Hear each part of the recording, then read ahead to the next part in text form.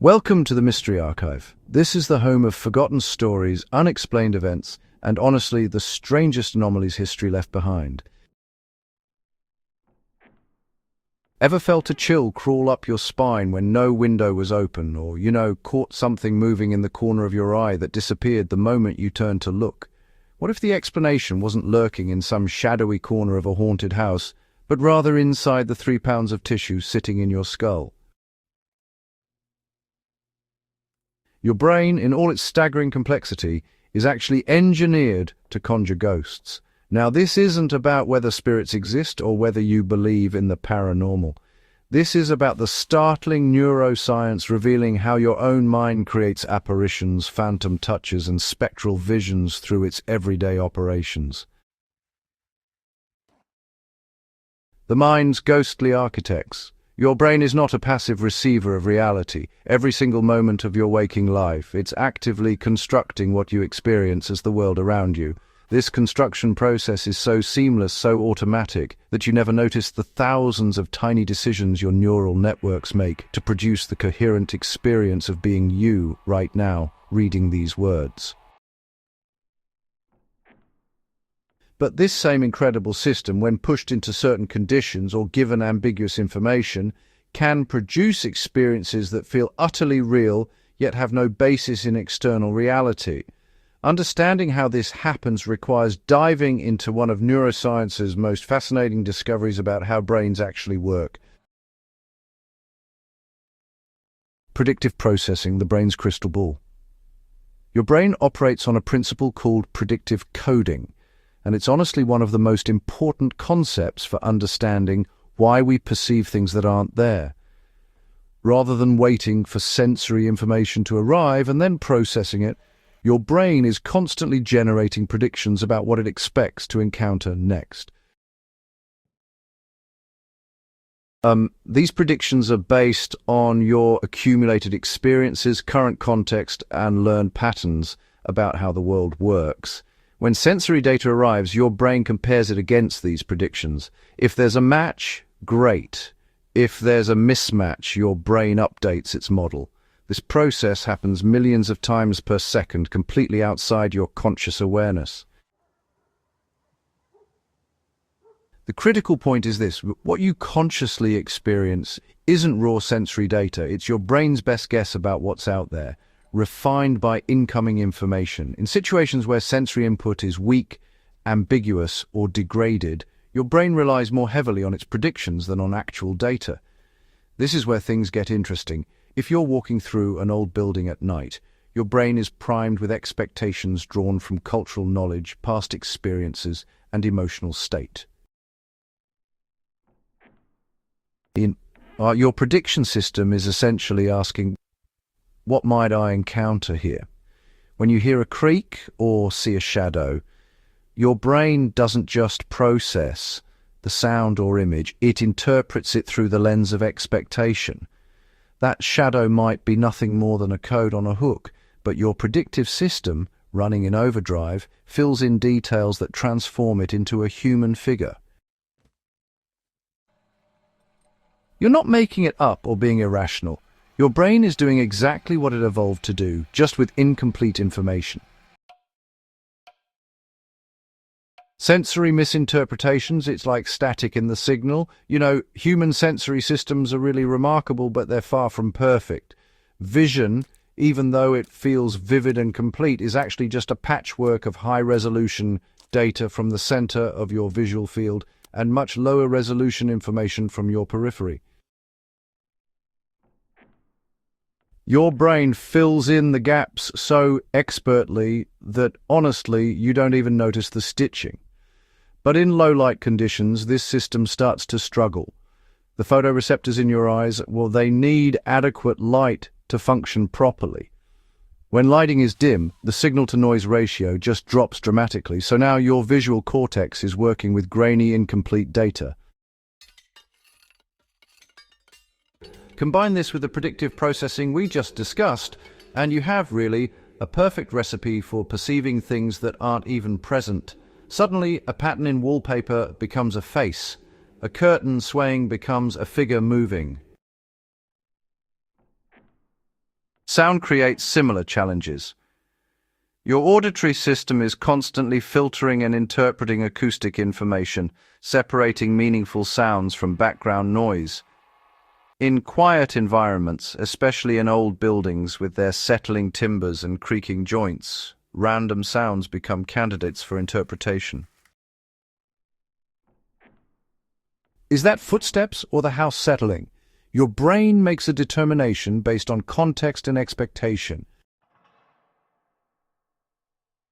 But there's another acoustic phenomenon that deserves special attention: infrasound.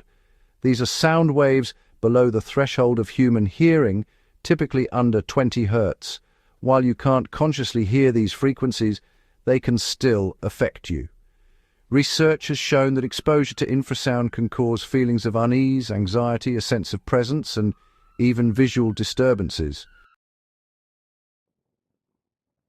Some researchers believe that many reported hauntings actually occur in places with natural sources of infrasound, like wind passing through certain architectural features or even vibrations from nearby traffic. Your brain isn't just inventing the discomfort, it's actually responding to a real physical stimulus, even if it's one you can't consciously detect or identify. Sleep paralysis honestly represents one of the most terrifying neurological experiences, and it's something that people often interpret as supernatural. During REM sleep, your brain paralyzes your voluntary muscles to stop you from acting out your dreams. But occasionally you wake up before this paralysis releases, so you're conscious your eyes might be open, but you just can't move. To make matters worse, the dream-generating mechanisms of REM sleep may still be partially active, and that can create these vivid hallucinations overlaid on your actual bedroom. People often report seeing shadowy figures, feeling pressure on their chest, sensing malevolent presences, or even experiencing the sensation of being held down. Across cultures, this has been interpreted as demonic visitation, alien abduction, or ghostly attack. The neuroscience is clear. This is a mistiming between waking consciousness and REM sleep mechanisms. Your brain is awake, but, pieces of the dream state are still running. The body schema and phantom touches. Your brain maintains an incredibly detailed internal representation of your body called the body schema. This isn't just knowing where your limbs are. It's actually a dynamic, constantly updating model of your body's position, boundaries and interactions with space. This system allows you to touch your nose with your eyes closed or, catch a ball without even thinking about it. It operates so automatically that you're rarely aware of it. But, this system can malfunction or be fooled. Under conditions of stress, extreme fatigue, sensory deprivation, or unusual environmental factors, the body schema can produce errors. These errors manifest as phantom sensations, feeling touched when nothing touched you, sensing someone standing behind you when no one is there, or sometimes experiencing the unsettling conviction that something just brushed past you. These aren't vague feelings, they can be startlingly specific and convincing. The brain is so certain of its body model that when it generates an error, the conscious experience is indistinguishable from a real touch. Certain environmental vibrations can trigger these phantom sensations. You see, buildings have resonant frequencies, and when wind, traffic, or machinery causes them to vibrate at specific rates, these vibrations can be transmitted to your body in ways that your proprioceptive system misinterprets. Research has documented cases where specific vibration frequencies produce sensations remarkably similar to being touched or embraced.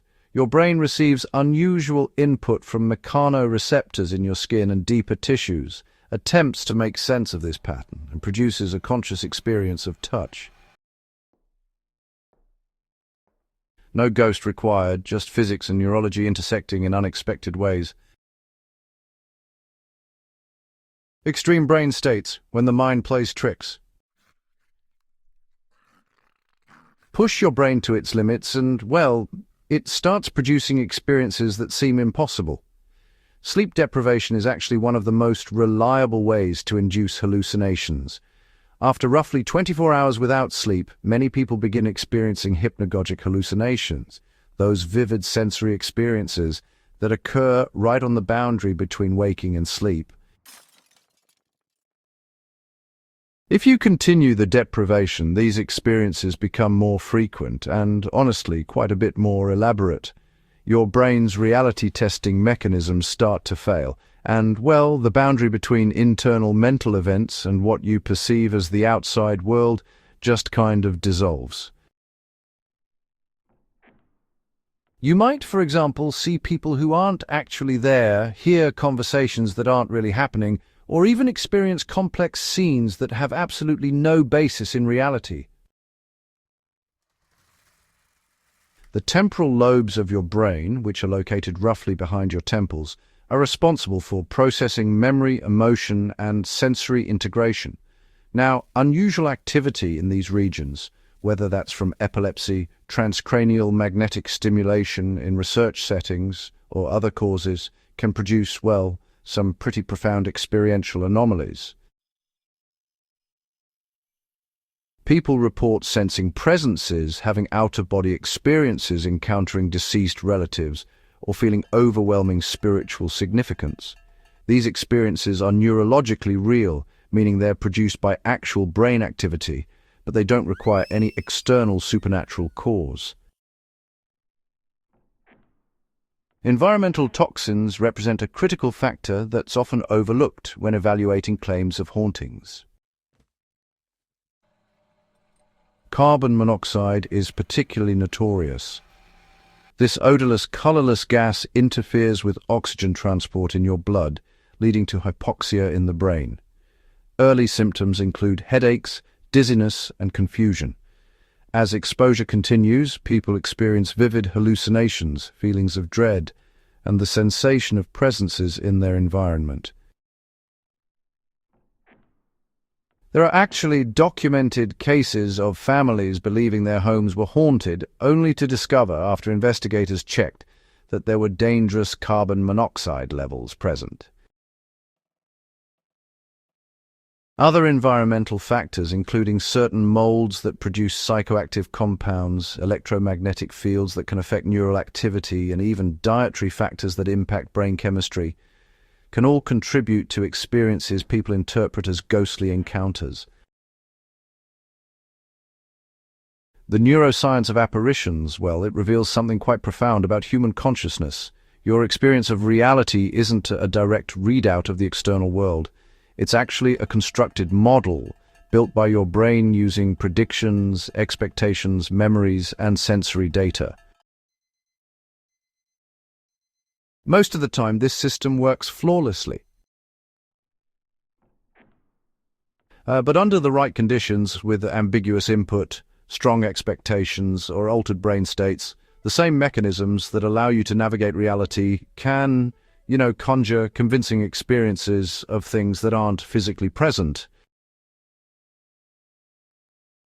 Your brain doesn't need ghosts to create ghostly experiences. It just needs to be doing what brains do under circumstances that will push the system toward particular kinds of errors. Understanding these mechanisms doesn't, diminish the power of these experiences. If anything, it actually makes them more remarkable. The fact that electrochemical processes in neural tissue can produce such vivid, meaningful, emotionally powerful experiences really speaks to the extraordinary nature of consciousness itself. Whether you're investigating claims of hauntings, trying to understand your own unsettling experiences, or, well, simply fascinated by the mysteries of the mind, this neuroscience provides crucial context. Not every mystery has a supernatural explanation, but every experience, supernatural or not, has a neural one. If you found this deep dive into the neuroscience of apparitions valuable, go ahead and subscribe to the Mystery Archive for more investigations into the strange intersection of brain, perception, and the unexplained. Share this with fellow mystery enthusiasts who appreciate approaching the unknown with both wonder and scientific rigor. The mind's capacity to create its own reality might just be the greatest mystery of all.